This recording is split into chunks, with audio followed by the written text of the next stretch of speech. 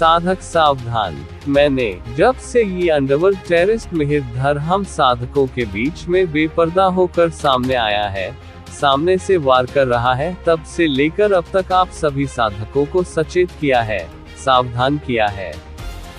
जैसे कि पहले ये एक टेररिस्ट की तरह हम साधकों के बीच में हमला करने के तौर पर उतरा था और उन दिनों साधकों के सभी ग्रुपों को हैक करने की पूरी योजना बनाकर सभी के नंबर लेकर विशेष रूप से माताओं बहनों को परेशान करता था और सभी आश्रमों में ज्यादातर यही सुनने में आता था कि मिहिरधर कौन है, कहां से है, जो बहनों को और भाइयों को परेशान करता है, आधी आधी रातों को नींद खराब करता है। और साधक पूछते थे कि हमारा नंबर कहां से गया, तो इस तरह से इसने सभी ग्रुपों से नंबर चोरी करके सभी साधकों को परेशान करता रहा।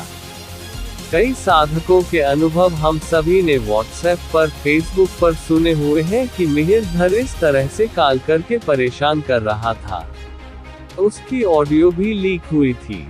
अभी भी वो अपने कार्य पर दिन रात लगा हुआ है, बापूजी के साधकों को तोड़ने के लिए।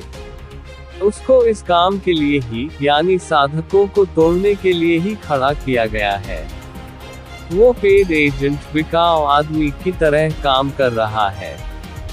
ये एक टेररिस्ट की तरह ही कार्य कर रहा है और इसने पिछले दिनों बापूजी को हानि पहुंचाने के लिए जिस तरह से योजना बनाई और काफी हद तक सफल भी होता दिख रहा था, पर गुरुजी की कृपा और साधकों के शुभ संकल्प से इस स्थिति से हम बाहर निकल कर आ गए और इसलिए उसमें सफलता ना पाने के कारण वर्तमान में ये सफल होने के लिए दीपावली की रात को बापूजी को खत्म करने के लिए, बापूजी की संस्था को खत्म करने के लिए, आश्रमवासियों को खत्म करने के लिए बगलामुखी तंत्र विद्या का उपयोग किया। और उन दिनों में आप लोगों को याद होगा कि बापूजी का स्वास्थ्य काफी गिर गया था, बापूजी काफी अस्वस्थ हो गए थे।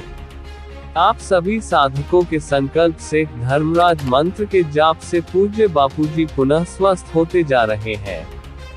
पर ये अंडरवर्ल्ड टेररिस्ट मिहिरधर अपनी मंशा को पूरी करने के लिए नए नए पैथरों का उपयोग कर रहा है। अब ये अधिक से अधिक साधकों के समर्थन का दुरुपयोग करने के लिए अब उनके लिए भी अलग अलग जगह से बगलामुखी तंत्र का यज्ञ करा रहा है।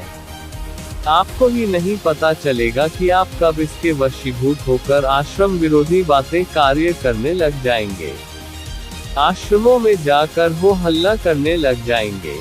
आप लोग प्रमाणित रूप से देख रहे हैं ऐसे कई कर्मठ साधक सेवादार जो बहुत ही निष्ठावान होकर सेवा करते थे, आज ऐसे आतंकवादियों के हथकंडे बन चुके हैं और खुद भी भूल चुके हैं कि वो साधक है भी या नहीं।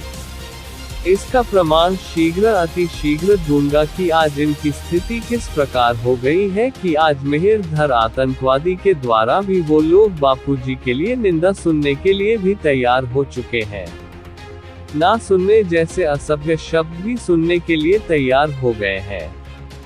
अतः साधक सावधान रहें। हमारा कर्तव्य था आप लोगों को सचेत करना। आगे आपका निर्णय है। आपका गुरु भाई।